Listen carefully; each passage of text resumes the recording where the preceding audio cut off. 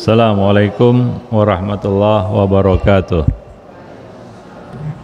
Alhamdulillah nahmaduhu wa nasta'inuhu wa nastaghfiruh wa na'udzu billahi min syururi anfusina wa sayyiati a'malina. May yahdihillahu fala mudhillalah wa may yudlil fala hadiyalah. Asyhadu an la ilaha illallah wahdahu la syarikalah wa asyhadu anna Muhammadan abduhu wa rasuluh. Ya ayyuhalladzina amanu ittaqullaha haqqa tuqatih wa la tamutunna illa wa antum muslimun. Amma ba'du, fa inna ahsanal kalam kalamullah wa khairal hadi hadi Rasulillah sallallahu alaihi wasallam wa syarrul umur muhdatsatuha wa kullu muhdatsatin bid'ah wa kullu bid'atin dhalalah wa kullu dhalalatin finnar. Ma'asyiral muslimin wal muslimat rahimani wa rahimakumullah. Pertama, kita bersyukur pada Allah Subhanahu wa taala, pagi ini kita dapat bertemu di sini semata-mata mengharapkan ridha Allah Subhanahu wa taala, melakukan kewajiban kita yaitu thalabul ilmi. Mudah-mudahan ilmu yang kita dapatkan menjadi ilmu yang bermanfaat. Selawat beriring salam tidak lupa kita limpahkan untuk Nabi kita Muhammad sallallahu alaihi wasallam, keluarga beliau, sahabat-sahabat beliau, dan umat beliau sampai hari kemudian. Jemaah yang dimuliakan Allah, kita masih membahas buku Mendidik Anak Tanpa Amarah sebagai lanjutan dari mungkin beberapa bulan yang lampau. Kita mengkaji buku ini di sini juga. Satu perkataan yang sering kita terima dari orang lain adalah ikhlas enggak? Yaitu ketika kita marah. Pernah ya? Ketika kita marah, ada yang berkata kepada kita, ikhlas enggak? Seolah-olah marah itu menunjukkan ketidakikhlasan. Iya. Satu perkara yang mendorong kita untuk marah adalah ketidakikhlasan. Ya. Maka salah satu perkara yang muncul karena ikhlas adalah sabar. Orang yang ikhlas akan sabar, dan sabar itu adalah kunci menahan amarah.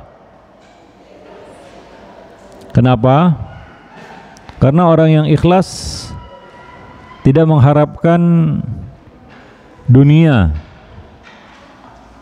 dari ibadah yang dia lakukan. Dia mengharapkan pahala di sisi Allah Subhanahu wa taala. Lalu untuk apa marah? Kadang-kadang kita jengkel, kesel, marah ketika kita diajak untuk berbuat kebaikan.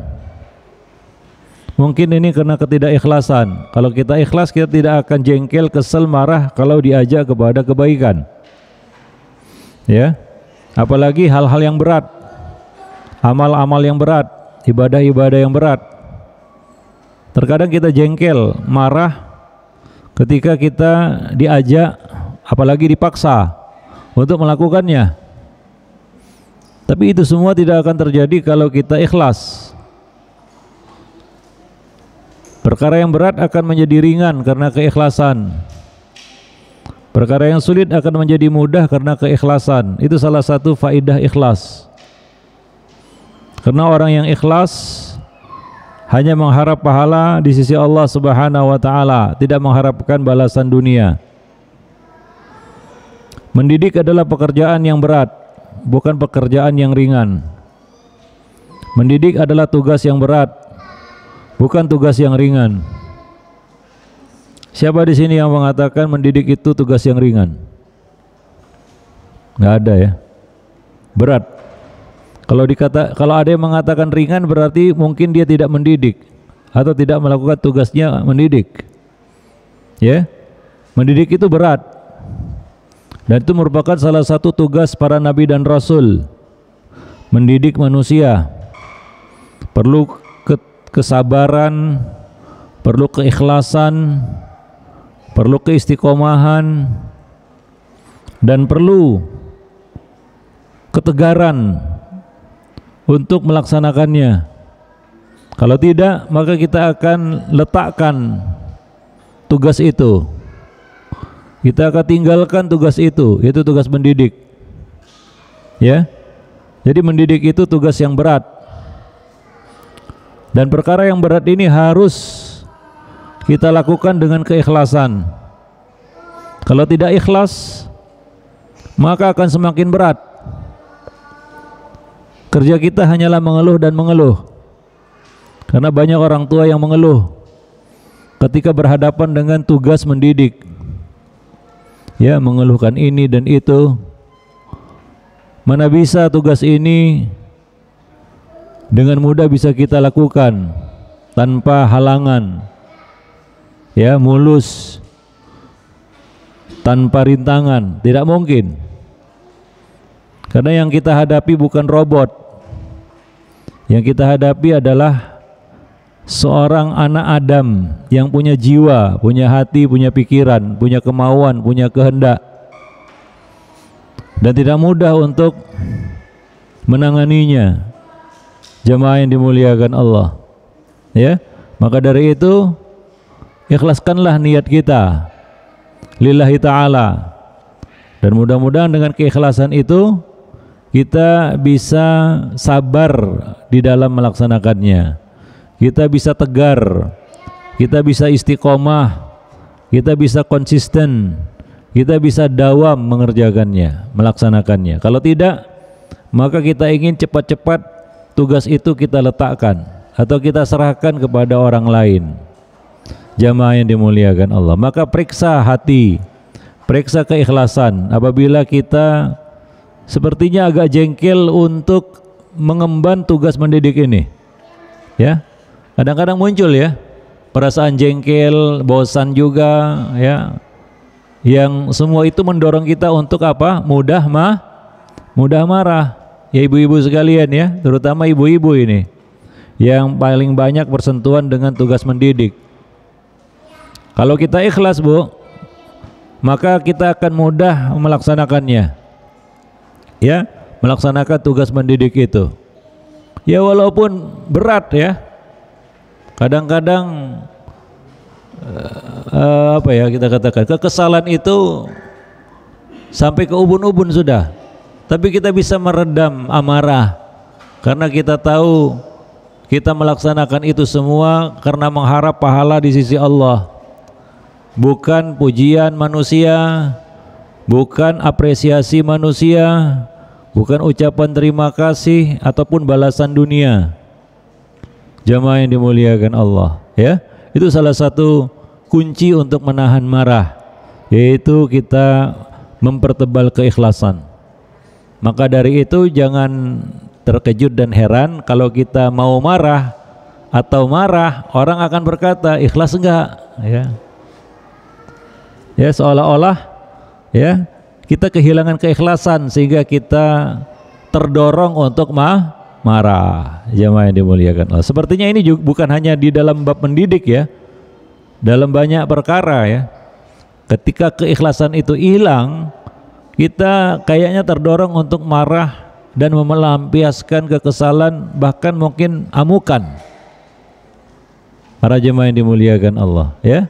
Nah demikian, begitulah kekuatan ikhlas itu yang membuat kita lebih tenang, ya, lebih jernih berpikir, ya, kita bisa lebih santun, kita bisa lebih sabar dengan keikhlasan, ya, dengan keikhlasan. Maka perhatikan amal kita, perhatikan keikhlasan kita, niat kita ketika beramal. Maka Nabi mengatakan innamal a'malu binniyat wa innamal likulli imri'in ma nawa. Para jemaah yang dimuliakan Allah, semakin ikhlas kita, semakin mudah amal-amal berat kita lakukan. Contohnya sholat malam, berat enggak? Berat juga ya, berat bangunnya. Udah bangun pun kadang-kadang berat melakukannya, ya. Nah, tapi kalau kita ya dimotivasi dengan keikhlasan, ya kita mengerjakannya dengan ikhlas, akan mudah terasa. Para jemaah yang dimuliakan Allah, walaupun berat. Puasa berat nggak? Menahan lapar berat. Kalau nggak ikhlas, makanan itu begitu menggoda. Ya kayaknya kita nggak sabar untuk menerkam makanan itu kalau berbuka.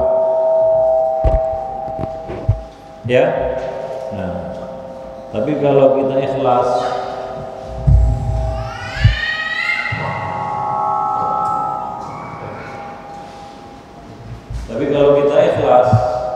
godaan apapun tidak akan mempengaruhi puasa kita.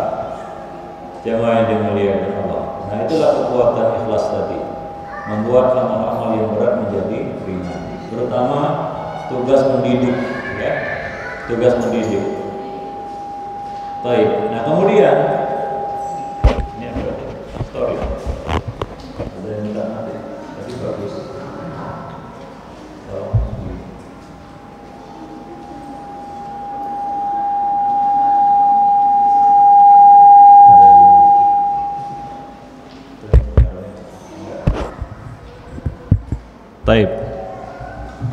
Baik, kita lanjutkan lagi ya, para jemaah yang dimuliakan Allah. Kemudian salah satu perkara yang mendorong kita untuk marah adalah ketika hasil tidak sesuai dengan harapan. Ya, kita sudah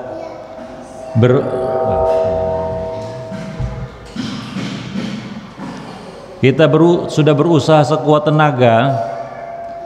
Ya, kita sudah sampai puncak ikhtiar, tapi ternyata hasil tidak seperti yang kita harapkan. Maka kita pun terdorong untuk marah itu. Ya, kita ingin anak kita jadi anak yang soleh, nurut seperti yang kita inginkan lah, yang kita bayangkan. Seperti anak-anak orang lain, mungkin kita melihat orang lain anaknya begitu patuh, kan begitu ya. Anak saya kok kayak gini ya, itu. Kalau seperti itu biasanya anak itu jadi sasaran amukan orang tuanya. Kenapa?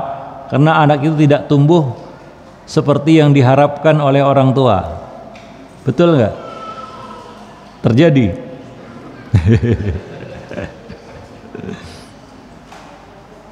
Terjadi nggak itu? Iya ya, ya Bu ya. Apalagi kita bandingkan anak kita dengan anak orang lain, ya. Ya, anak si fulan dan si fulan, wah kayaknya beruntung si fulan itu. Kenapa? Karena anaknya sepertinya mudah diatur, soleh, ya kan, taat begitu ya. Sementara anak saya sudah mati-matian saya didik kok seperti ini, melawan, nggak bisa diatur, macam-macam lah. Maka kita pun marah. Biasanya anak itu akan jadi sasaran amukan orang tua kalau seperti itu ya. Taib. Satu hal yang perlu kita sadari adalah rezeki manusia nggak sama, ya. Dan ikhtiar manusia tidak merubah takdir.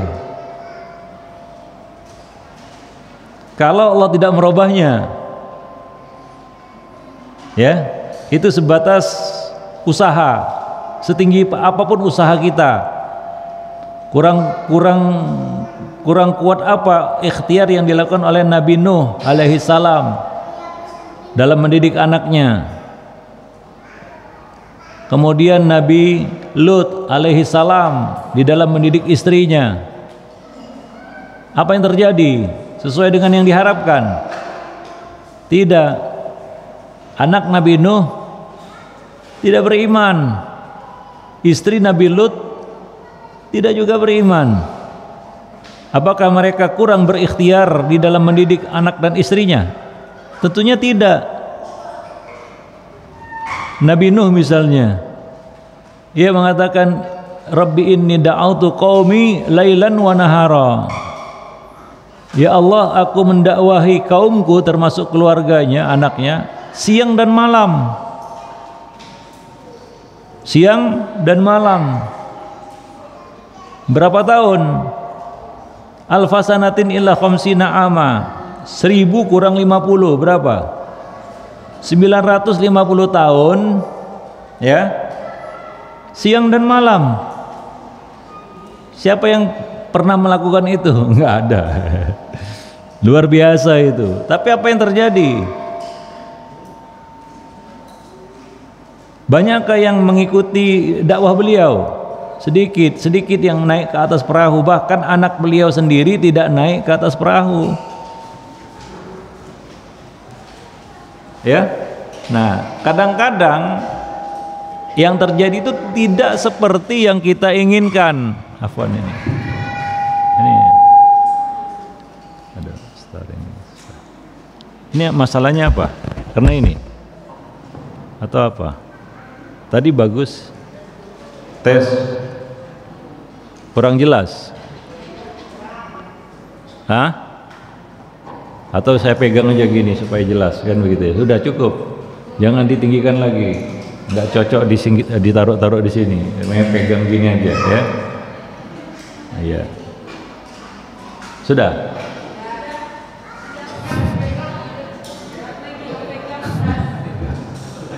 Tutup. Ini pakai AC ya. Taib. Ya, tadi mungkin ditinggikan karena kurang keras mungkin ya, jadi storing. Ya, taib. Jadi kita harus menyadari bahwa manusia itu ada kadar, ada keterbatasan yang dia tidak bisa melewati kadar itu. Ya, Allah mengatakan itu di dalam Al-Quran, innaka la tahdi man ahbabta walakinnallaha yahdi man yasha. Sesungguhnya engkau tidak bisa memberi hidayah kepada orang yang engkau kehendaki, tapi Allah memberikan hidayah kepada siapa yang dikehendakinya. Kita tidak bisa memberikan hidayah kepada orang yang kita cintai. Kita semua menyintai anak-anak kita, tapi kadang-kadang yang terjadi tidak seperti yang kita harapkan. Tidak perlu jengkel, marah, kesal, walaupun kadang-kadang itu memacu kita untuk marah, kan begitu ya. Nah, maka sumpah serapah pun mungkin kadang-kadang keluar dari lisan kita karena marah tentunya ya. Apalagi kita bandingkan itu dengan anak orang lain. Ingat, rezeki manusia nggak ada yang sama ya. Anak juga rezeki, bagian dari rezeki, dan bagian itu tidak sama. Ada anak yang menjadi ujian bagi orang tuanya, ada. Kalaulah para nabi dahulu diuji dengan anak-anak mereka, apalagi kita. Contohnya Nabi Nuh, Nabi Yakub, luar biasa. Nabi Yakub 12 anaknya ya. Coba lihat apa yang mereka lakukan, mencelakakan saudaranya sendiri, kemudian menipu ayahnya, kan begitu ya, dengan darah palsu, yang mana itu darahnya serigala yang dioleskan ke bajunya Yusuf ya. Tapi apakah ada di dalam ayat tersebut Nabi Yakub marah-marah sama anaknya, atau mengusir anaknya, atau memukul anaknya? Enggak ada. Coba perhatikan kisah Nabi Yusuf ya, dan saudara-saudaranya di dalam Al-Qur'an, dan bagaimana sikap kedua orang tuanya, terutama di sini Nabi Yakub alaihi salam. Beliau hanya berkata, innama ashku bathi wa huzni ilallah. Aku mengadukan kesedihan dan kepiluanku kepada Allah Subhanahu wa ta'ala. Sabar ya, itu anak-anak para nabi. Enggak jadi jaminan juga, karena manusia ada kadar yang enggak bisa dilewatinya. Demikian juga anak kita, memang mungkin sudah itulah dia rezekinya, sampai di situ rezekinya dari ilmu, hidayah, enggak bisa sama dengan anak orang lain. Ya.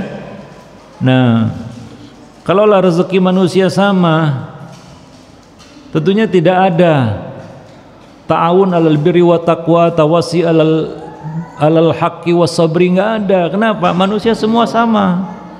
Enggak perlu tolong menolong dan nasihat menasihati. Ya. Kenapa? Rezekinya sama, untuk apa tolong menolong? Hidayahnya sama, untuk apa saling nasihat menasihati? Ya. Nanti itu di surga baru nggak perlu tolong menolong, karena manusia di surga nggak perlu pertolongan, ya. Nah itu di surga nggak perlu saling nasihat menasihati. Kenapa? Karena tidak lagi ujian. Jamaah yang dimuliakan Allah, ya. Nah jadi itu yang harus kita sadari. Yang ada di dalam domain dan kuasa kita adalah memberikan bimbingan. Wa innaka latahdi ila siratim mustaqim. Engkau wahai Muhammad sungguh membimbing, mendidik manusia kepada jalan yang lurus. Nah itu memang dalam kuasa kita, ya. Memberi hidayah bukan kuasa kita, ya, bukan kuasa manusia. Maka jangan sombong, saya bisa memberikan hidayah kepada siapa yang kita kehendaki. Itu sombong. Nabi aja nggak bisa. Nabi aja nggak bisa menjamin. Para jamaah yang dimuliakan Allah, wallahu a'lam bissawab, ya. Maka lakukan saja usaha yang terbaik, ikhtiar yang maksimal. Hasil serahkan sama Allah Subhanahu wa taala. Ya, nggak perlu kita marah-marah sama anak kita karena tidak sesuai dengan apa yang kita harapkan. Coba lagi dan coba lagi. Ya. Nah, demikian, wallahu a'lam bissawab. Ya, kita perlu bertawakal kepada Allah Subhanahu wa taala. Ya, menyerahkan urusan kepada Allah. Menitipkan anak itu kepada Allah Subhanahu wa taala. Itu yang bisa kita lakukan setelah kita berikhtiar. Ya, setelah kita berusaha, jemaah yang dimuliakan Allah, ya. Nah, demikian, ya. Maka dari itu contohlah Nabi Nuh alaihi salam, ya, di dalam menyerahkan urusan anaknya kepada Allah Subhanahu wa taala. Ya, kita tahu bagaimana, ya, kisah Nabi Nuh alaihi salam ketika air bah melanda.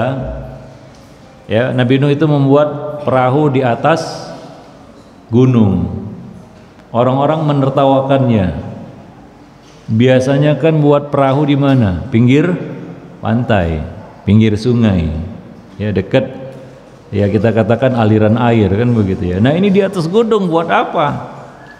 Kalau sekarang buat restoran kali, ya. Ada juga, ya, ada, ya. Di atas gunung ada kapal gitu, ya. Nah, ini dulu itu aneh, ya. Untuk apa buat perahu di atas gunung? Mereka nggak tahu apa yang akan terjadi. Nabi Nuh tahu karena berdasarkan wahyu. Nah, ketika air bah itu datang melanda, Nabi Nuh dan orang-orang yang beriman bersama beliau selamat naik di atas perahu. Nah, ketika dalam kondisi seperti itu,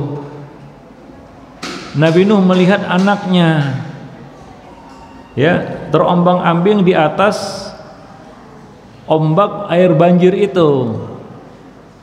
Maka Nabi Nuh pun berusaha untuk mungkin yang terakhir kali mengajak, ya, dan menyeru anaknya untuk naik ke atas perahu. Apa yang dikatakan oleh Nabi Nuh kepada anaknya saat itu? Ya bunayya irkam ma'ana wala takum ma'al kafirin. Wahai anakku, naiklah ke kapal bersama kami dan janganlah kamu menjadi orang-orang yang kafir. Jangan kamu bersama orang-orang yang kafir. Ini luar biasa. Anggaplah kita potong setengah, ya. Nabi Nuh mendakwahi anaknya itu kita potong setengah aja, ya, 500 tahun siang malam. Ujung-ujungnya apa? Anaknya ini beriman atau tidak? Tidak. Dan pada saat-saat yang genting itu, Nabi Nuh melihat anaknya terombang-ambing di atas air, akan tenggelam bersama orang-orang kafir. Nabi Nuh masih berusaha untuk mendakwahi anaknya ini. Dengan cara apa? Apakah dengan cara marah-marah? Dasar degil, keras kepala. Mungkin kalau kita sudah sumpah serapah di situ, ya. Coba bayangkan anak itu antara hidup dan mati. Sudah didakwahi ratusan tahun siang malam, masih ngeyel juga kan gitu, nggak mau juga. Masih dia berkata apa kata anaknya? Sa'awi ila jabalin ya'simuni minal ma. Aku akan berlindung ke gunung yang akan menyelamatkanku dari air banjir. Apa kata Nabi Nuh kepada anaknya? Marah enggak? La asimal yawma min amrillahi illa man rahim. Tidak ada yang bisa melindungi dirinya hari ini dari azab Allah selain Allah saja yang bisa melindunginya, yang Maha Penyayang. Ya, wahala bainahumal mauju. Dan akhirnya apa? Mereka pun terpisah dengan gelombang ombak dari air banjir itu. Fakana minal mughraqin. Maka anaknya itu termasuk orang-orang yang tenggelam. Tapi sampai ya detik terakhir Nabi Nuh melihat anaknya, apakah dia marah? Enggak. Badannya bukan anak-anak lagi ya, anaknya tentunya sudah dewasa ya. Tapi Nabi Nuh tidak memilih opsi marah, enggak. Kalau kita Pak, udah capek lah seratusan tahun membimbing, mendidik dan mengajak, enggak mau ikut juga, mungkin sudah sumpah serapah Pak ya. Bayangkan posisi kita saat itu adalah Nabi Nuh alaihi salam. Apa yang kita katakan kepada anak kita itu? Udah marah nggak karuan mungkin, gemes lah gitu ya, gemes, gregetan gitu ya. Mungkin sumpah serapah Pak yang keluar. Yang pasti, wah dasar keras kepala, bandel, degil, nggak tahu lagi ya. Mungkin itu yang keluar dari lisan kita. Tapi tidak dengan Nabi Nuh alaihi salam.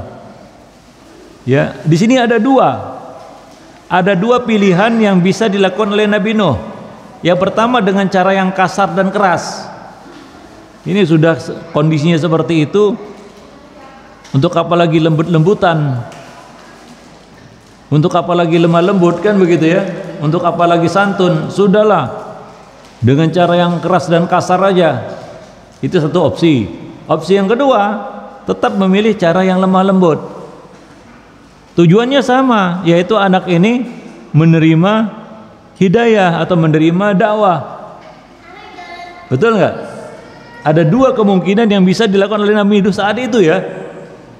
Apa yang dipilih oleh Nabi Nuh? Cara pertama atau kedua? Cara kedua, yaitu apa? Beliau tetap memilih opsi mendakwahinya dengan cara yang lemah lembut. Mudah-mudahan anak itu menerima, walaupun akhirnya tidak menerima. Ya, tidak menerima. Karena itu yang lebih dekat kepada penerimaan, walaupun tidak jadi jaminan.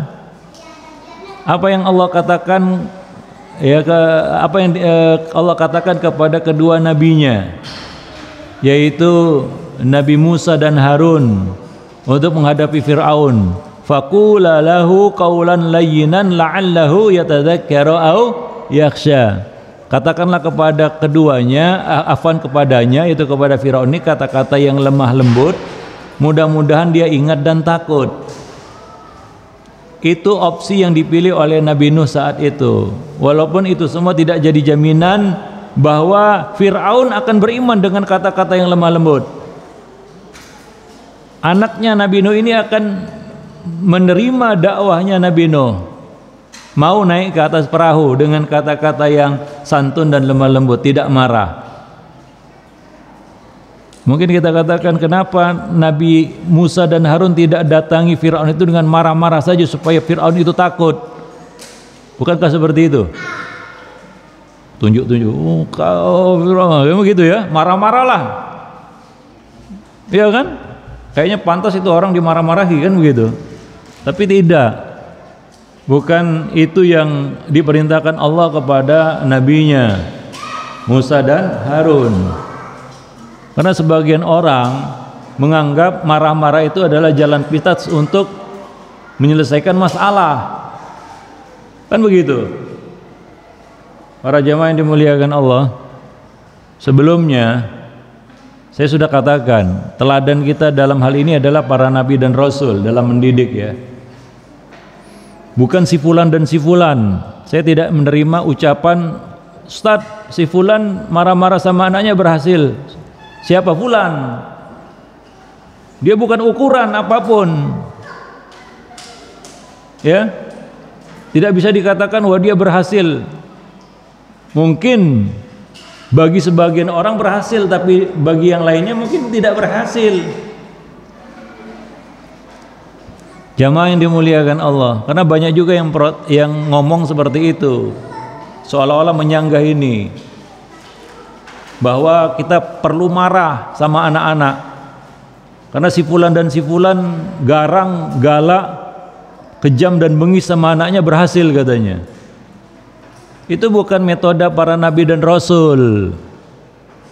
Para jamaah yang dimuliakan Allah, coba lihat, ada enggak para nabi dan rasul ini di sini ya? Nabi Nuh alaihissalam marah sama putranya itu? Enggak. Ada tidak? Nabi Yakub marah sama anak-anaknya? Tidak juga. Ya, mereka tetap memilih cara yang santun, ya, dan menahan diri dari amarah. Para jemaah yang dimuliakan Allah, ya, karena marah itu mendatangkan banyak kerugian. Wallahu a'lam bissawab. Nah, demikian. Taib.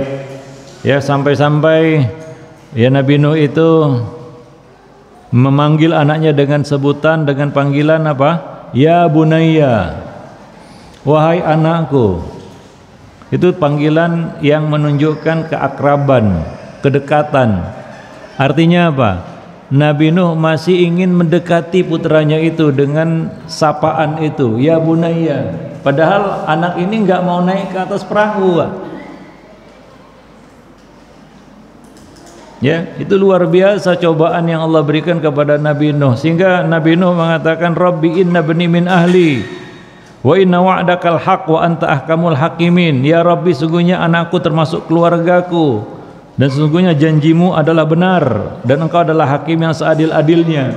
Itu minta keringanan dan ampunan bagi anaknya. Tapi Allah mengatakan, ya Nuh, innahu laisa min ahlik, innahu amalun ghairu saleh. Wahai Nuh, sesungguhnya dia bukan keluargamu, dan itu bukanlah amal yang baik. Itu dia bukanlah orang yang mengikutimu. Itulah takdirnya. Para jemaah yang dimuliakan Allah, artinya apa? Kadang-kadang yang terjadi tidak seperti yang kita harapkan. Jangan langsung marah, Pak. Langsung kesel, jengkel sama anak kita. Kenapa? Karena dia tidak seperti yang kita inginkan. Karena kalau dibalik, kita juga belum menjadi orang tua yang diinginkan. Kalau mau fair, betul. Ya. Kadang-kadang kita menuntut orang terlalu banyak, sementara kita sendiri tidak mampu memenuhi tuntutan orang. Ya, nah demikian. Wallahu a'lam bishawab. Bagaimana kalau anak kita marah sama kita karena kita belum menjadi orang tua seperti yang dia inginkan? Bu, bagaimana kalau anak kita marah sama kita karena kita belum menjadi ibu seperti yang dia inginkan? Terima atau tidak? Enggak. Bagus. Fair aja kan begitu ya. Nah, karena saya lihat juga banyak orang tua yang jengkel, kesel sama anaknya, kayaknya dia baru marah-marah sama anaknya karena anaknya dia laporkan ini dan itu, tidak seperti yang dia inginkan.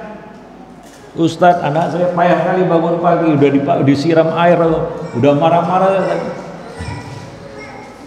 Sabar, gitu ya. Sabar, terus lakukan bimbingan, pengarahan, mendidik. Itulah dia tugas mendidik itu. Berat memang. Kalau kita kan cenderungnya mau main patah-patah, artinya apa? Ah, ini nggak bisa, patahkan aja kan gitu ya. Allah seperti itu. Untuk apa Allah perintahkan kita untuk mendidik? Jemaah yang dimuliakan Allah, ya, yurabbin nas, mentarbiyah manusia itu bukan perkara yang mudah. Ya, nah demikian. Wallahu a'lam bishawab. Nah, mudah-mudahan dengan memahami semua itu kita bisa lebih sabar. Kita bisa lebih menerima dan tidak perlu marah. Karena marah bukan solusi di sini. Wallahu a'lam bishawab. Karena dunia itu jauh dari kata sempurna. Tidak ada yang sempurna di dunia. Termasuk anak kita bukanlah makhluk yang sempurna juga. Dia bukan malaikat. Kalau anak buat salah, jangan heboh kayak langit mau runtuh, bumi mau terbelah kalau anak buat salah. Ya wajar lah, namanya juga anak-anak buat salah ya, sesuatu yang bisa sangat diterima begitu ya. Nah, memangnya kita nggak buat salah juga apa? Kita buat salah juga kan begitu ya. Maka kasih peluang dia untuk bisa memperbaiki salahnya. Ya, maka di situ tugas orang tua mendidik, bukan marah. Ya, mendidik. Jadi demikian juga para guru. Ya, tidak semua masalah diselesaikan dengan marah-marah. Ya, buanglah marah itu di dalam dunia pendidikan. Dalam tugas mendidik para jamaah yang dimuliakan Allah. Wallahu a'lam bishawab. Baik. Maka dari itu ya coba lihat ya, hendaknya kita bisa lebih menerima takdir Allah Subhanahu wa taala ya. Apapun itu, manis maupun pahit. Ya. Baik maupun buruk. Ya jamaah yang dimuliakan Allah. Dengan itu kita bisa lebih nerimo, kata orang Jawa nerimo kan begitu ya. Dan jangan merasa semua yang kita lakukan sia-sia. Jika kita berputus asa dari rahmat Allah Subhanahu wa taala. Percuma, ini kadang-kadang kata-kata yang sering terlontar dari lisan orang tua. Percuma saya sekolahkan kamu, percuma saya didik kamu, percuma, itu gak perlu diucapkan. Kata-kata itu dibuang jauh-jauh. Itu menunjukkan kekecewaan kita, kan kemarahan kita terhadap apa? Takdir. Gak usah katakan percuma Pak kepada ya. Coba lihat, anak pasti kecewa juga kan begitu ya. Padahal mungkin anak itu sudah sekuat tenaga untuk bisa ya menaati orang tuanya, menjadi anak yang baik. Cuma mungkin rezekinya sampai di situ, mau apa? Apa kita yang menulis takdir? Kan tidak. Para jemaah yang dimuliakan Allah, kita harus siap menerima takdir yang buruk sebagaimana kita siap menerima takdir yang baik. Ini siapnya cuma menerima takdir yang baik aja, begitu takdir yang buruk nggak bisa kita terima. Para jemaah, itulah yang tertulis di Lauhul Mahfuz. Wallahu a'lam bishawab. Nah, Ustaz, berarti kita nyerah kepada takdir? Enggak. Jangan silap kan gitu ya. Semua itu kan setelah kita lakukan setelah kita berikhtiar, supaya kita bisa menerima apa yang terjadi dan tidak merasa sia-sia apa yang sudah kita lakukan. Ya, tadi kita katakan ikhlas salah satu hal yang membantu. Nah, kalaulah kita betul-betul mengharap akhirat, nggak ada yang percuma. Semua jerih payah yang kita telah lakukan itu berbuah pahala. Para jemaah yang dimuliakan Allah, walaupun hasilnya tidak seperti yang kita inginkan, ya, maka jangan heran. Ada nggak nabi yang nggak punya pengikut? Saya tanya dulu. Ada nggak? Ada atau tidak? Ada. Ada nabi yang cuma punya 1-2 orang pengikut. Ada. Bahkan ada nabi yang nggak punya pengikut, Pak. Bukan dia nggak berdakwah, nabinya berdakwah mati-matian, iyalah, namanya nabi. Tapi hasilnya nggak ada satu orang pun yang mengikutinya. Gagal nggak? Enggak. Nggak perlu marah-marah sama manusia. Dasar ini memang enggak.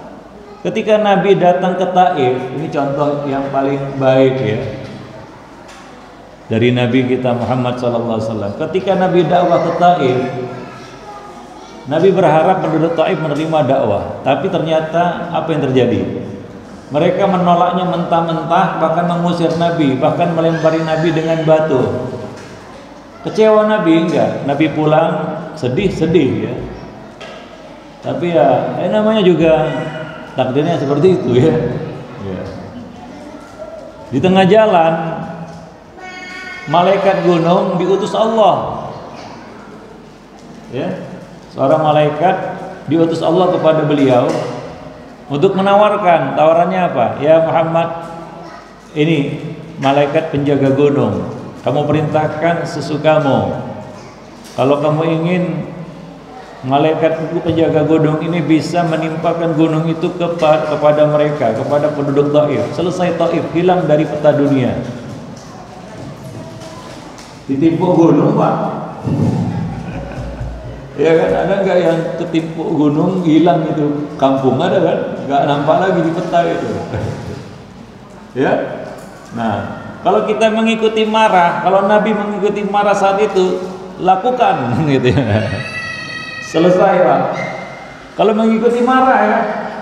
Tapi Nabi nggak marah. Apa kata Nabi saat itu? Tidak, jangan. Aku masih berharap, masih ada harapan. Ya, ikhtiar masih dilakukan.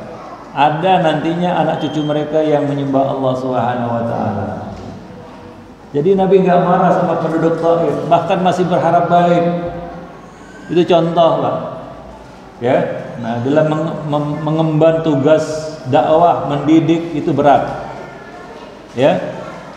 Kalaulah tidak seperti yang kita harapkan, gak usah kecewa dan marah. Yang jelas kita telah dapat pahalanya. Ya, karena hasil itu di tangan Allah Subhanahu wa taala. Ya, wallahu a'lam bishawab. Baik. Nah, kemudian berikutnya, salah satu perkara yang mendorong orang itu untuk marah dan kasar adalah hilangnya kelemah lembutan, kasih sayang. Apabila kasih sayang tercabut, maka akan berganti dengan kekasaran. Ya, itu otomatis, Pak. Maka kedepankan kasih sayang dan kelembutan. Jadilah ayah bunda yang selalu dirindukan.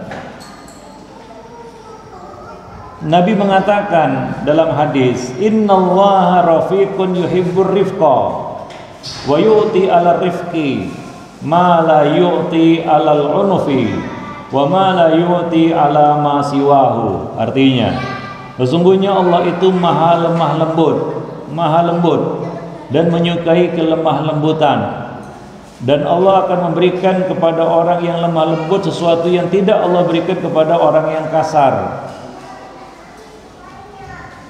Ya, artinya apa? Allah akan memberikan pertolongan, bantuan, jalan keluar kepada orang-orang yang lemah lembut, yang tidak Allah berikan kepada orang yang kasar. Maka pertahankan itu kelemah lembutan, walaupun kita mau marah. Tapi kalau kita mempertahankan kelemah lembutan, marah itu hilang. Kalau kita kasar, setelah kasar akan marah. Dimulai dari kata-kata kasar, kan begitu ya, ujung-ujungnya marah itu. Biasanya seperti itu. Kekasaran itu muqaddimah kemarahan. Kalau orang sudah mulai kasar, sebentar lagi marah dia. Kira-kira demikian, Pak ya. Itu kan pengalaman itu. Ya. Kalau ada orang yang mulai kasar gitu, di ujung-ujungnya marah itu. Muqaddimahnya ya sikap kasar itu. Maka pertahankan kelemah lembutan, itu akan menghalangi kita dari kemarahan. Wallahu a'lam bishawab. Apa kata Nabi dalam hadis yang lain? Inna rifqa la yakunu fi syai'in illa zanah wa la yunza'u min syai'in illa syanah. Sesungguhnya sifat lemah lembut itu tidaklah ada pada sesuatu, melainkan akan menghiasinya, dan tidaklah tercabut dari sesuatu, melainkan akan membuatnya bertambah buruk. Ya, nah demikian. Baik, jadi pertahankan kelemah lembutan kita supaya kita terhindar dari sifat amarah. Nabi mengatakan, innama yarhamullah min ibadihi ruhama. Sesungguhnya Allah menyayangi hamba-hambanya yang memiliki sifat penyayang. Nabi juga mengatakan, ar-rahimuna yarhamuhumur rahman. Orang yang penyayang akan disayangi Allah Subhanahu wa ta'ala. Nah, apalagi kita menghadapi anak-anak kita. Mereka perlu kasih sayang kita, bukan kemarahan kita. Ya. anak itu membutuhkan kasih sayang, bukan kemarahan. Kemarahan itu biasanya untuk melampiaskan dan memenuhi hawa nafsu kita saja. Kalau kita mau jujur, orang tua yang marah itu sebenarnya untuk anak atau untuk sekedar memuaskan hawa nafsunya? Sekedar memuaskan hawa nafsunya. Jamaah yang dimuliakan Allah, ya. Nah, bukan yang lain. Ya, nah, jadi dengan kasih sayang dan kelemah lembutan tadi, ya Allah Subhanahu wa taala akan menyayangi kita juga, ya. Wallahu a'lam bishawab. Kemudian jagalah perasaan anak, ya. Artinya perlakukanlah manusia sebagaimana kamu ingin manusia memperlakukan dirimu. Betul nggak itu kaidah? Iya. Karena ada juga hadisnya, ya. Wa atilan nas, ya. Buatlah kepada manusia apa yang kamu ingin manusia berbuat kepadamu. Ada hadisnya seperti itu, Pak. Nah, pertanyaan saya kepada kita semua, antum suka nggak dimarahi? Jujur aja jawab. Kenapa? Coba tanyakan kepada diri, kenapa kita tidak suka dapat kemarahan atau dimarahi? Kenapa? Tadi jujur jawab. Memang nggak suka dimarahi. Siapa yang suka dimarahi? Kan gitu ya? Ya Bu ya. Siapa yang suka dimarahi? Gak ada yang suka dimarahi. Kenapa? Nyesek aja di dada gitu ya. Rasanya ingin nonjok aja orang yang marah itu ya. Itu berlaku pada anak kita. Hal yang sama berlaku juga pada anak kita. Anak-anak itu sebenarnya nggak suka dia dimarahi, apalagi sama orang tuanya yang dia anggap orang tuanya itu menyayanginya. Betul nggak? Nah, sama seperti kita lah, nggak suka kita dimarahi, apalagi orang yang kita anggap menyayangi kita, lebih-lebih lagi gitu. Orang yang kita anggap menyayangi kita memarahi kita, paling nyesek itu. Para jamaah yang dimuliakan Allah, ya. Nah, jadi redamlah, simpanlah amarah. Ya, Nabi mengatakan la taghdab. Jangan marah. Terutama kepada orang yang kita sayangi. Ya, terutama kepada orang yang kita sayangi, anak kita, istri kita, suami kita. Ya, janganlah sedikit-sedikit marah. Kalau begitu kita nggak boleh marah sama sekali.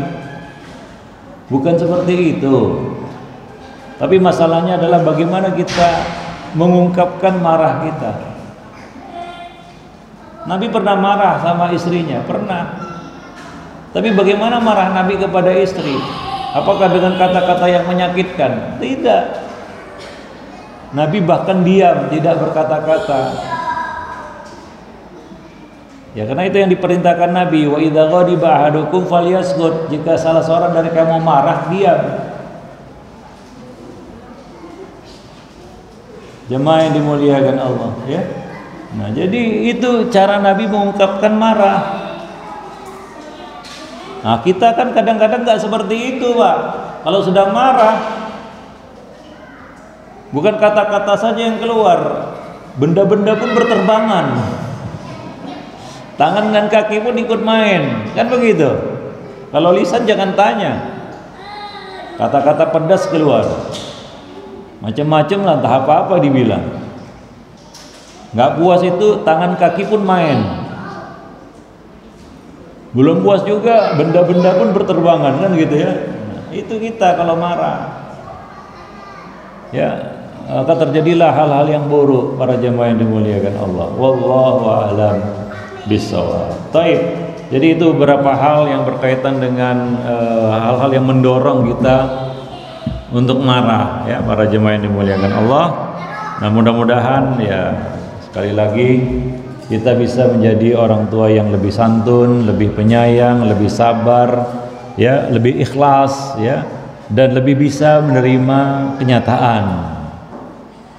Nah, kata-kata terakhir itu lebih bisa menerima kenyataan, ya, siap menerimanya, karena kehidupan bukan kita yang ngatur, ya. Wallahu a'lam bishawab.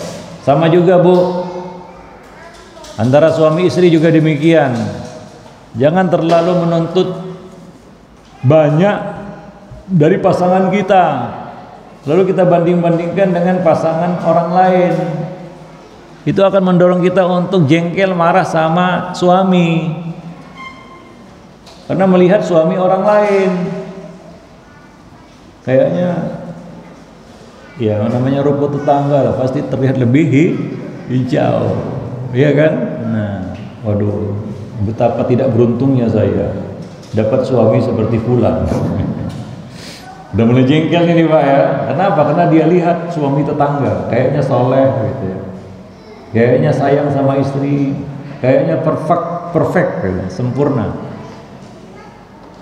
Sementara suaminya dia lihat, waduh, garu-garu kepala. Maka dia pun mulai kesel nih, jengkel nih sama suaminya nih. Ya tinggal tunggu waktu momentum marah aja itu. Ada masalah sedikit aja meledaklah marahnya itu, karena sudah ada rasa kecewa, ya, sudah dibakar rasa kecewa. Ketika ada masalah, wah udah meledak itu Pak, ya, keluarlah semua itu ya. Nah sama juga sebaliknya, ya, ketika kita melihat istri kita, jangan bandingkan dengan istri tetangga yang mungkin terlihat lebih solehah kan gitu ya,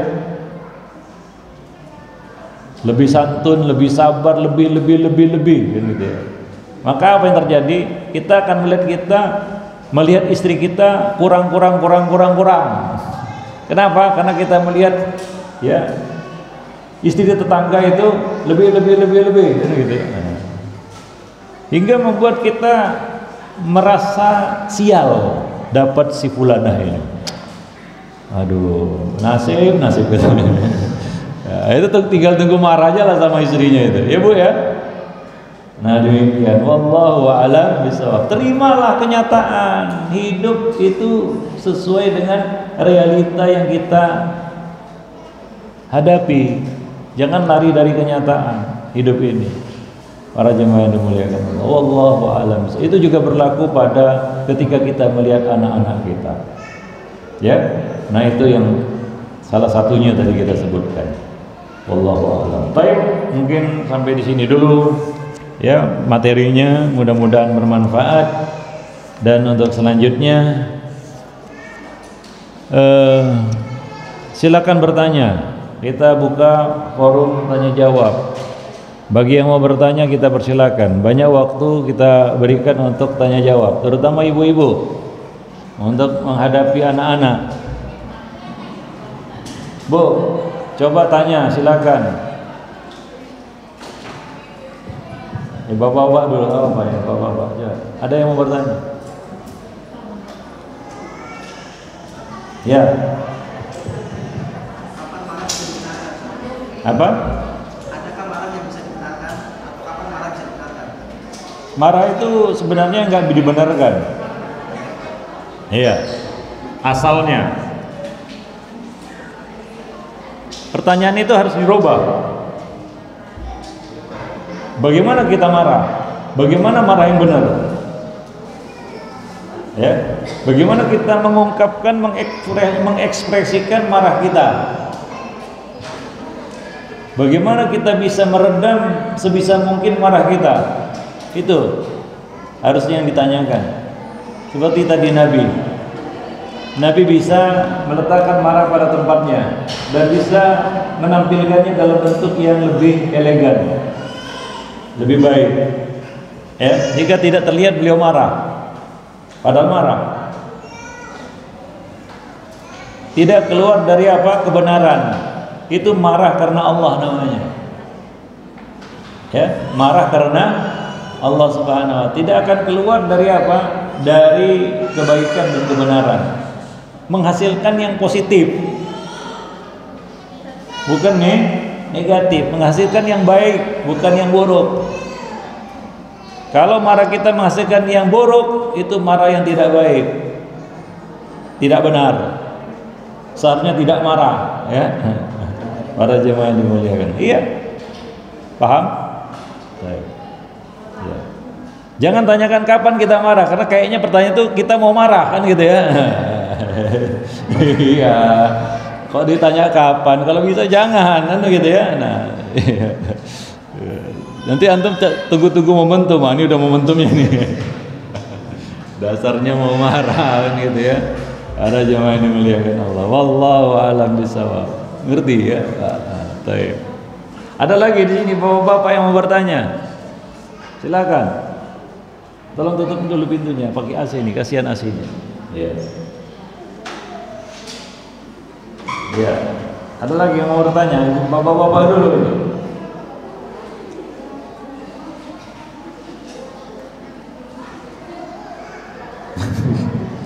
Bingung mau nanya apa?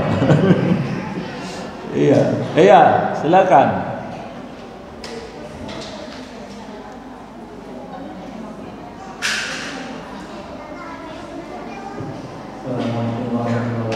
Waalaikumsalam warahmatullahi wabarakatuh.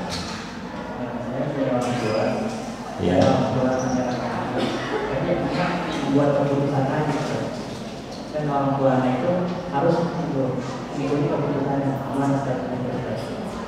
Orang tua karena punya rencana dan rencana anaknya itu orang tua itu betul.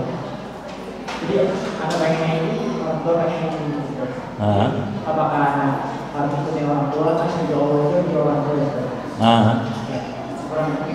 Ya, sejauh apa yang diinginkan orang tua itu baik, kenapa tidak? Kita harus mengorbankan kadang-kadang keinginan kita jika orang tua menghendaki yang lain, selama tidak keluar dari apa? Koridor syariat. Kalau yang diinginkannya itu perkara yang baik juga, ya, dan apa yang kita inginkan itu juga baik, maka mengikuti keinginan orang tua itu adalah kebaikan di atas kebaikan.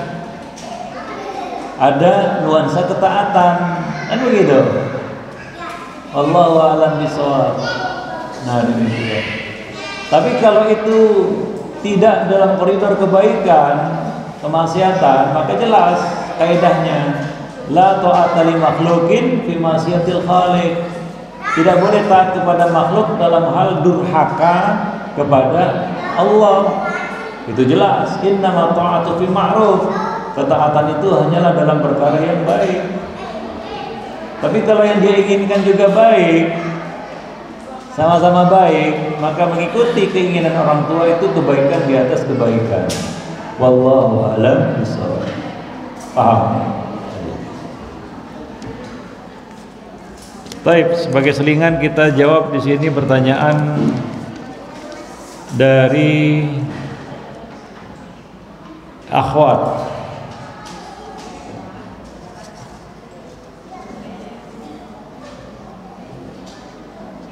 Sejauh mana orang tua yang baik untuk ikut masuk dalam urusan menentukan jodoh pasangan hidup si anak? Karena tujuan orang tua pastilah menginginkan pasangan hidup yang terbaik untuk si anak. Tapi terkadang si anak salah pengertian. Sejauh mana?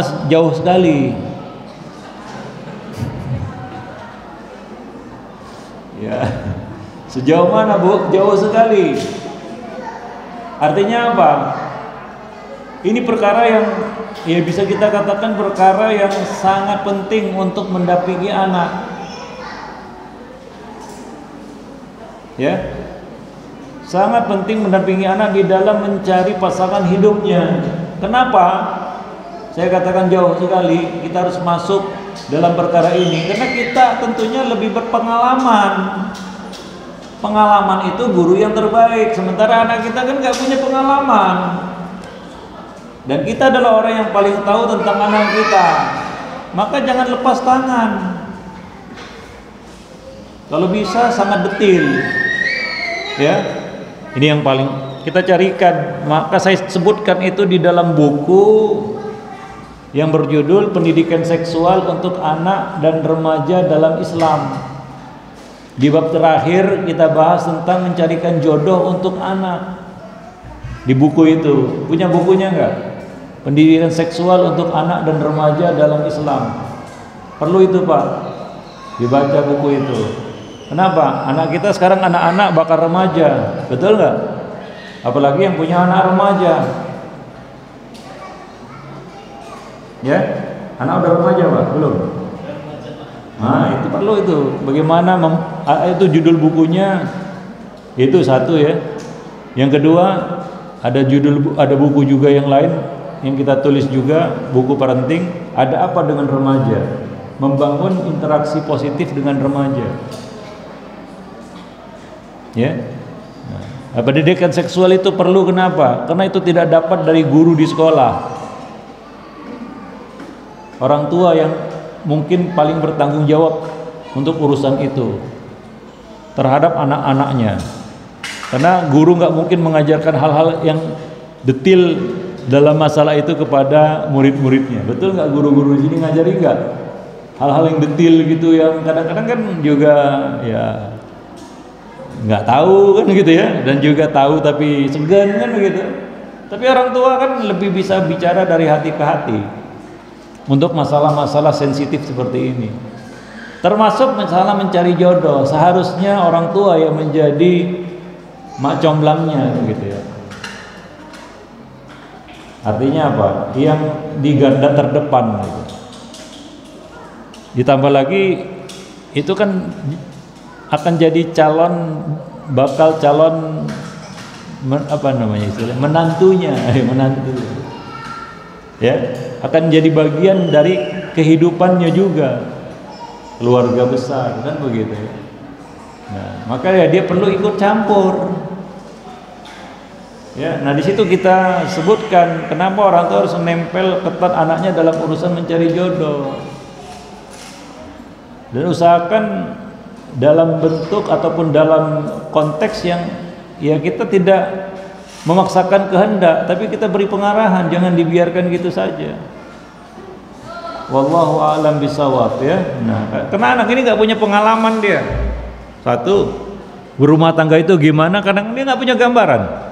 Nah, kita yang sudah makan asam garam istilahnya, ya, punya pengalaman. Ya kita lah yang harus mengajarinya berbekal dengan pengalaman yang kita miliki, betul nggak?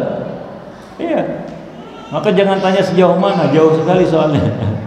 harus masuk ke dalam ya. Paham? Ya. Itu yang pertama.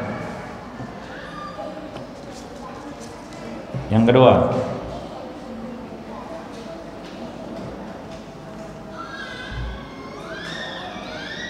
Afwan Ustaz, bagaimana menghandle anak yang susah sekali dinasihati untuk diingatkan murojaah? Karena jawabannya selalu nanti dulu. Apa boleh menggertak anak-anak saja dengan tidak memberikan uang jajan? Karena kadang-kadang iman naik turun. Apa saja langkah-langkah agar bisa mengatur diri menahan amarah? Ya disinilah ketika kita bisa menahan amarah, kita bisa berpikir jernih, kita bisa menyusun strategi, kita bisa mengatur cara, membuat cara ini gimana caranya kan begitu. Tapi kalau kita marah, seakan-akan sudah selesai masalahnya, ya mentok sudah. Tapi ketika kita berusaha, oh ini mungkin nggak satu jalan ke Roma kan gitu ya, nggak satu jalan ke Mekah lah, ke Roma, ke Mekah, ya kan? Nah, nggak bisa dari sini, dari yang sisi lainnya. Namanya juga usaha. Mungkin bisa dipancing bukan dengan ultimatum, tapi dengan targhib, memancingnya dengan hadiah. Mungkin jangan melulu ultimatum. Mungkin kita orang tua yang terlalu banyak memberikan ultimatum kepada anak. Sikit-sikit ancaman, sikit-sikit ancaman. Udah bosan dia mungkin dengan itu. Nah, maka jawabannya nanti dulu katanya. Nggak tertarik dia, not interest. Kenapa? Karena yang muncul dari orang tuanya adalah ancaman-ancaman, ultimatum. Nanti kalau gak gini dihukum ini, nanti kalau gini dipotong uang jajan. Mengapa tidak dibalik sekali-sekali? Kalau begini dikasih hadiah, gimana coba? Kadang-kadang karena orang tuanya pelit, gak mau seperti itu. Gak mau keluar modal untuk mendidik anak. Bu, coba kita robah caranya. Wah, ini mungkin perlu cara yang lain. Gimana? Kita kasih dia apa? Targhib, motivasi. Dengan apa? Hadiah. Nah, kalau bisa merojain nanti kasih ini. Ya, kita tahu apa yang dia suka kan gitu ya. Oh, semangat dia kan gitu ya. Enggak nanti dulu lagi ya. Ini ada sesuatu yang dia kejar gitu ya. Perlu seperti itu, perlu. Maka hati-hati ya orang tua yang terlalu banyak memberikan ultimatum, sikit-sikit ultimatum, sikit-sikit digertak-gertak. Memangnya kita preman, Bu? Suka menggertak anak, gitu ya. Sehingga anak itu sudah bisa menebak orang tuanya. Maka dia pun dengan frustasi mengatakan nanti dulu lah, Bu. Nanti dulu, nggak interest, tidak tertarik dia untuk melaksanakan perintah ibunya. Kenapa? Karena nggak ada sesuatu yang dia dapatkan. Apa keuntungannya istilahnya? Kalau dia murojaah, nggak ada. Para jamaah yang dimuliakan Allah. Nah, ini mungkin cara yang harus kita robah. Itu bisa kita lakukan kalau kita menahan amarah. Tapi kalau kita marah, ya sudah, ultimatum terus. Gertak terus.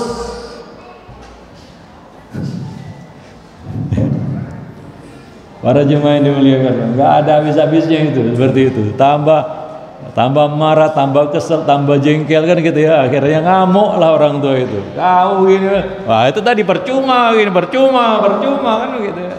Ya kan? Betul nggak? Iya.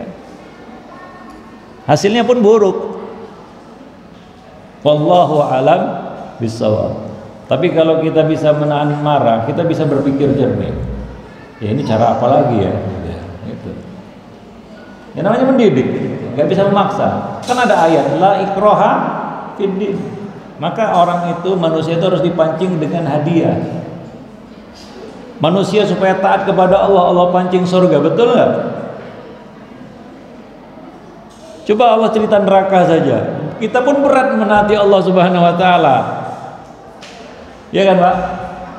Ya Allah, isi Al-Qur'an, komunikasi Allah dengan hambanya hanya melulu ultimatum neraka.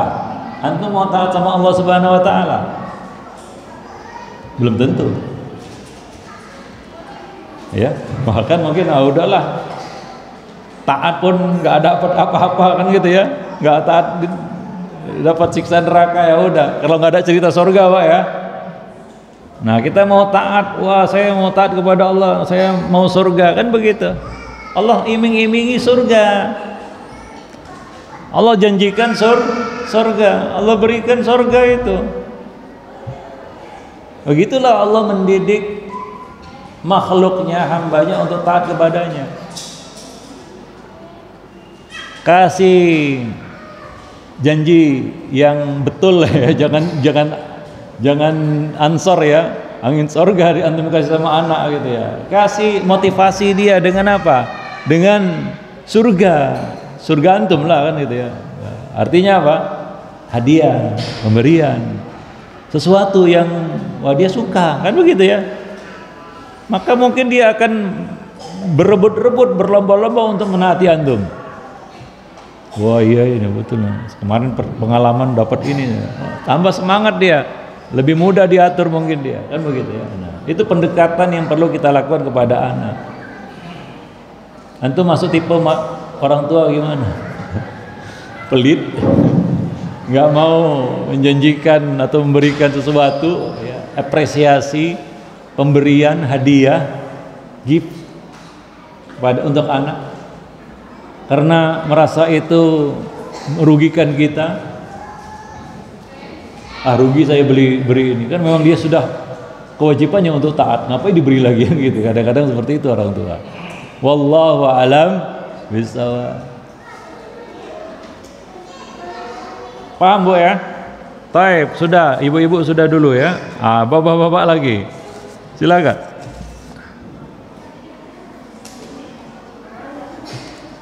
Bapak-bapak lagi yang mau nanya silakan. Bapak-bapak langsung aja lah, nggak usah pakai kertas ya. Ada lagi yang mau bertanya bapak-bapak? Iya silakan Pak.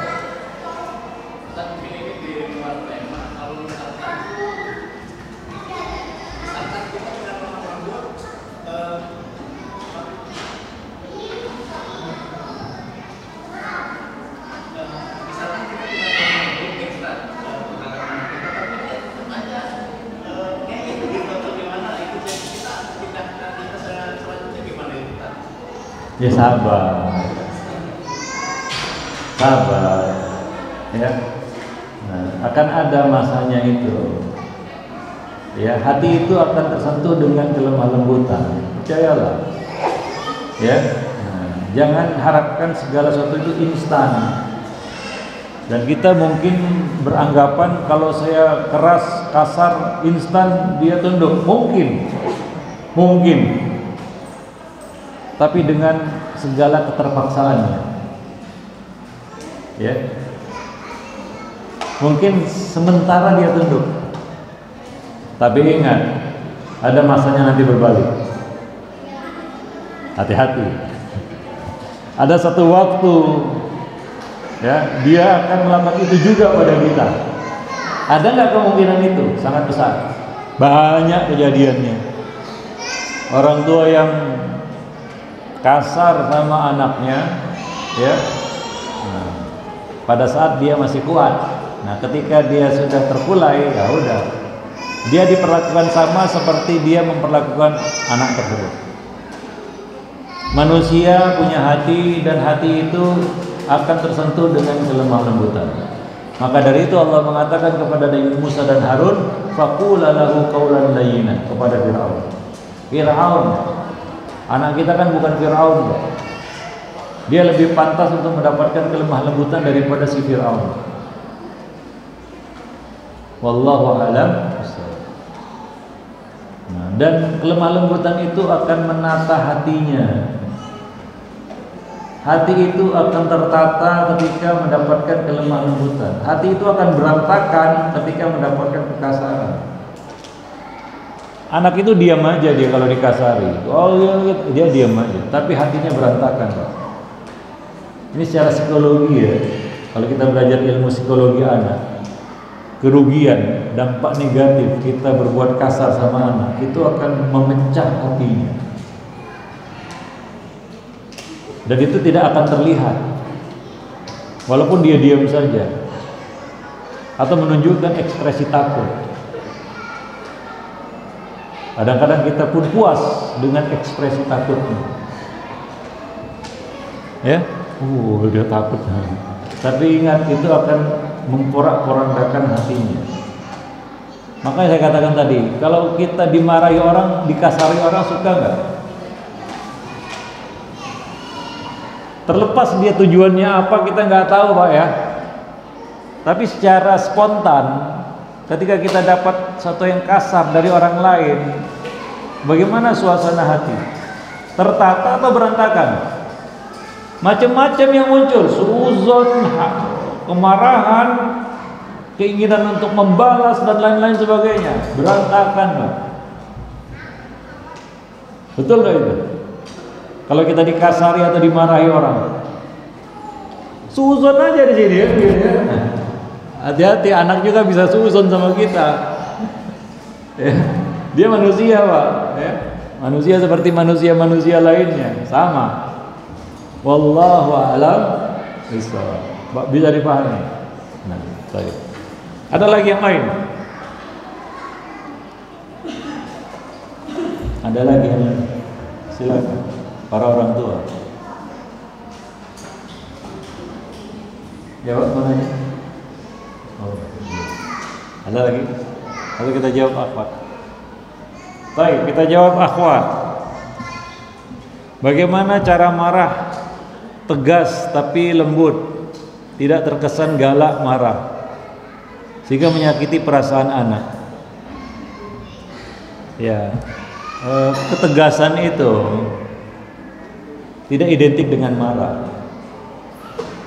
Jemaah yang dimuliakan Allah. Ya, kalau kita tegas sama istri bukan berarti kita marah, enggak. Sama anak juga demikian. Wibawa itu tidak berarti kita menunjukkan ekspresi marah, bukankah demikian? Kalau kita ingin menunjukkan wibawa di depan anak, apakah itu bentuk kemarahan? Kan tidak. Ya, nah itu harus dibedakan. Ya, nah marah itu kadang-kadang ada di dalam hati, tapi kita tahan. Makanya namanya menahan amarah, bukan gak ada marah. Beda itu. Ya. Menahan amarah itu, meredamnya, sehingga yang muncul adalah hal yang baik, bukan buruk. Ya, itu fungsi, faedah, keutamaan kita menahan amarah. Bukan jadi manusia tanpa ekspresi kemarahan dalam hatinya. Enggak, kadang-kadang kita marah juga sama istri kita, tapi bagaimana kita mengungkapkannya? Bagaimana kita bisa menahan amarah itu sehingga yang keluar dari kita adalah hal yang baik, tidak menuruti amarah tersebut. Jamaah yang dimuliakan Allah, wallahu a'lam bissawab. Ya, nah jadi marah itu pasti buruk. Banyak hal-hal yang kita sesali setelah marah. Para jamaah yang dimuliakan Allah, wallahu a'lam bissawab.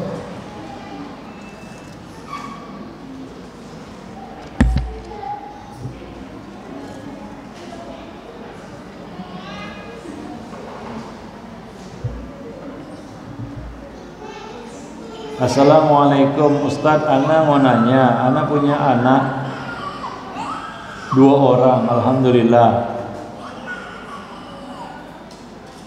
Kami sudah ikhlas nerima apa yang Allah takdirkan, tapi kadang kami termakan oleh omongan orang. Apa yang kami dapatkan ini merupakan ujian untuk menghapus dosa-dosa kami. Tapi apakah benar ujian itu untuk menghapus dosa? Ya iyalah, jika sabar, ya. Ujian itu menghapus dosa, sakit menghapus dosa, betul ya? Tapi ada syaratnya, sabar. Kalau nggak sabar, buyar. Ya, apapun musibah yang menimpa muslim, ya, itu menjadi penghapus dosa, menaikkan derajat, menjadi jalan ke surga. Semua itu apa? Catatannya, syaratnya, sabar. Kalau nggak sabar, buyar. Apa kata Allah Subhanahu wa taala mengatakan, "Wala nabluwannakum bisyai'in minal khaufi wal ju' wa naqsim minal amwali wal anfusi was samarat." Apa lanjutannya? Wa basyiris sabirin. Kami akan uji kamu dengan apa? Dengan sedikit rasa ketakutan dan kelaparan dan kekurangan pada harta, jiwa dan buah-buahan. Jiwa, harta dan buah-buahan. Kemudian apa? Berilah kabar gembira, yaitu pahala bagi orang-orang yang sabar, as-sabirin. Kalau nggak sabar, nggak dapat apa-apa, zong.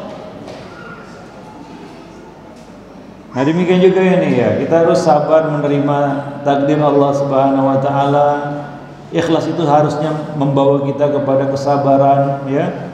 Nah, kita diuji mungkin dengan salah satunya ya, dengan anak-anak kita, ada yang diuji dengan suaminya, ada yang diuji dengan istrinya, ada yang diuji dengan orang tuanya, ada yang diuji dengan saudara-saudaranya, berbeda-beda. Nabi Yusuf diuji dengan siapa? Saudara-saudaranya. Nabi Nuh diuji dengan siapa? Anaknya. Nabi Nuh diuji dengan siapa? Istrinya. Nabi kita Muhammad diuji dengan siapa? Pamannya. orang-orang dekat itu semua. Ya, wallahu a'lam bishawab. Ya, seperti itulah dia. Wa ja'alna ba'dakum li ba'din fitnatan atasbirun. Dan kami jadikan sebagian kamu menjadi ujian bagi sebagian lainnya untuk menguji sejauh mana kesabaran kamu. Wallahu a'lam bishawab. Memang disuruh sabar itu berat. Disuruh sabar aja berat, apalagi menjalankan kesabaran. Ya. Ada pernah saya kejadian ini, betul. Ada seorang ibu-ibu mau curhat ya. Mencurhati suaminya. Saya sebenarnya agak keberatan gitu ya dicurhati gitu. Tapi nggak tahu kenapa waktu itu memang kondisinya terkondisi begitu ya. Wah, dia langsung wah, dia pun ngomong gini, Ustadz saya gini-gini suami saya, oh, itu kalau ditulis curhatannya bisa jadi buku, Pak. Panjang lebar panjang. Saya cuma jadi pendengar setia, pendengar budiman, dengeri aja gitu ya.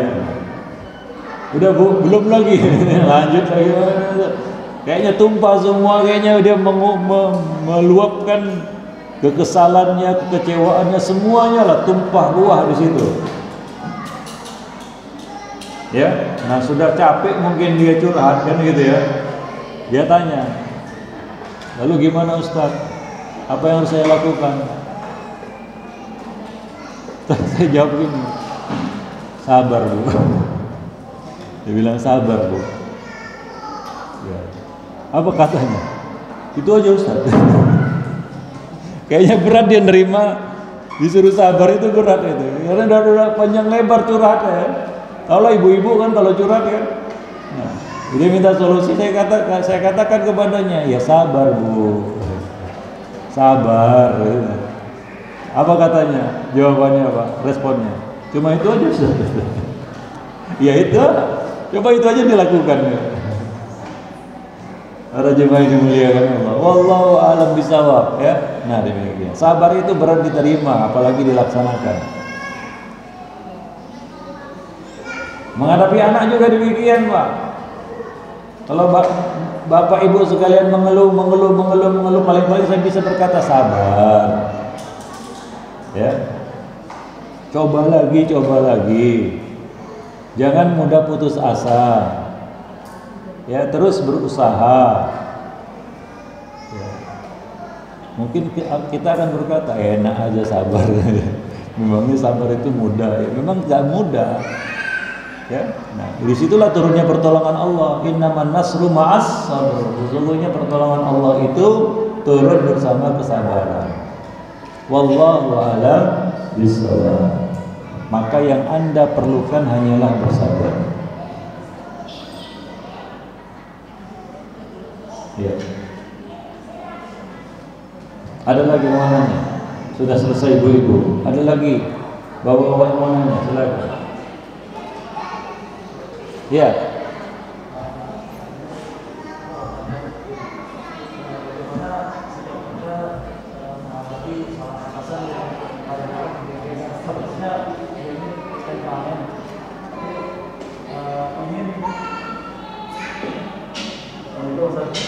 Waalaikumsalam. Jadi pertanyaannya ada seorang atasan ingin apa namanya bersikap agak arogan, jadi seolah agak terlihat lebih bawah dari di bawah di bawahnya. Cuman kadang-kadang dia selalu bersikap agak apa ya kasar gitu. Jadi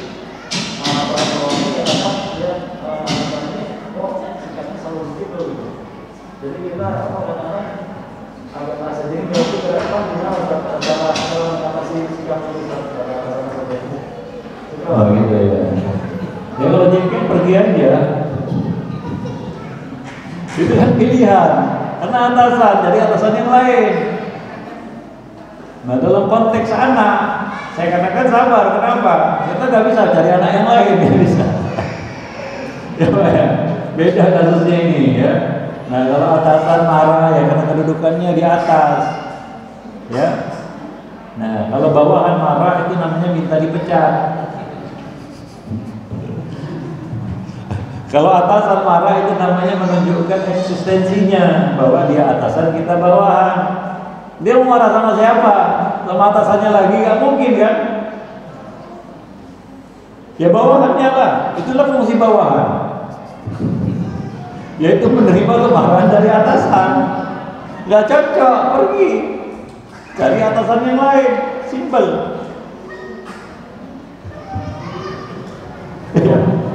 Betul lah, ya kan? Mau gimana? Oh jangan marah-marah Pak ya. Bapak atasan harus jadi atasan yang baik. Kadang-kadang nggak bisa juga seperti itu. Mungkin sudah karakternya, mungkin ya dengan berbagai macam alasan. Yang jelas kedudukan itu membuat dia berpotensi untuk marah. Ya kita aja kalau jadi atasan belum tentu nggak marah, ya kan? Apa kata Nabi ketika ya ada orang yang bertanya kepada Nabi, ya Rasulullah, berapa kali kami harus sabar dan memaafkan budak dan pelayan kami kalau buat salah? Apa kata Nabi? 70 kali.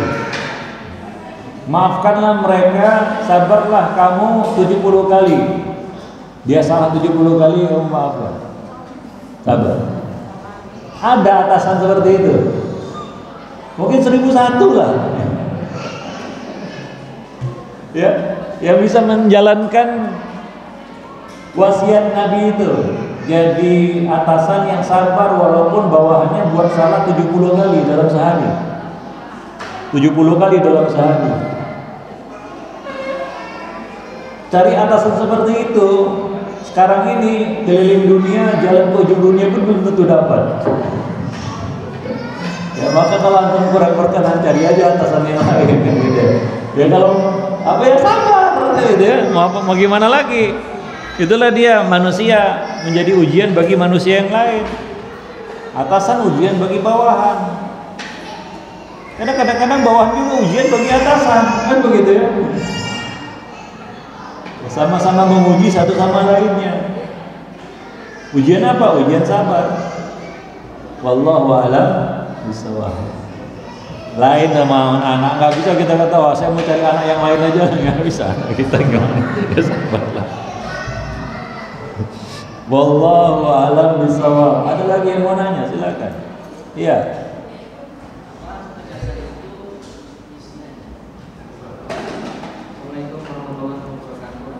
Waalaikumsalam.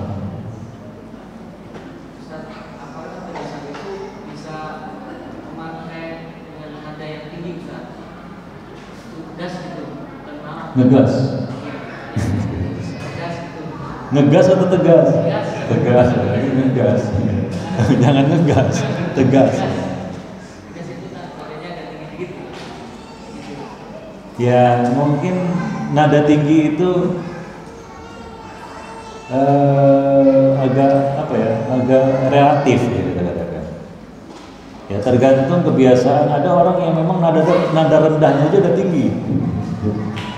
Ya, nada rendahnya aja udah tinggi begitu ya.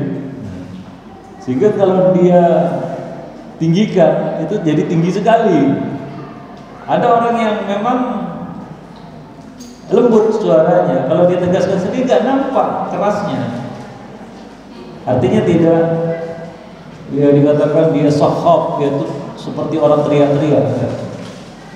Ya, dan tirulah Nabi SAW. Ya, nah demikian. Jadi tidak sampai bentak-bentak, teriak-teriak. Kadang-kadang kita kehilangan kendali, itu yang jadi masalah. Awalnya agak meninggikan sedikit, lama-lama teriak-teriak. Ya, banyak orang tua yang kehilangan kendali. Karena setan mengalir dalam tubuh kita seperti aliran darah. Rencananya sih hanya meninggikan sedikit saja, tapi ujung-ujung kita teriak-teriak.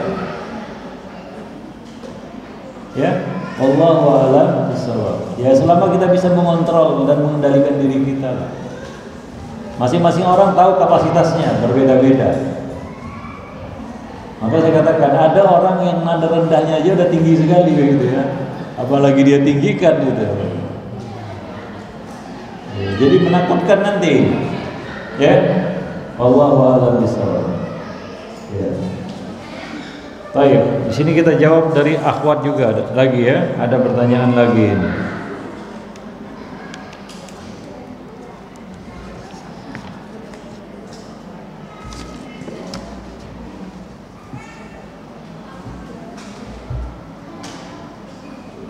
Anak-anak tuh Masya Allah, wah Masya Allah.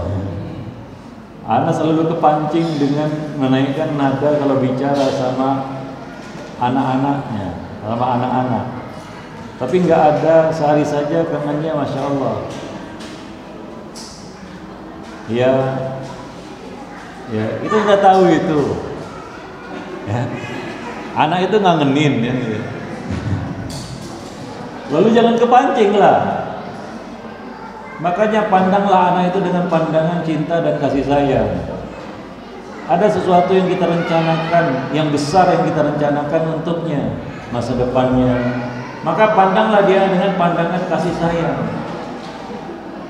Ya, jangan mudah kepancing. Ya anak tadi kata, anak buat salah, itu sesuatu yang harus kita maklumi. Ya, Nabi tidak pernah memarahi anak dengan kesalahan yang dilakukan oleh si anak.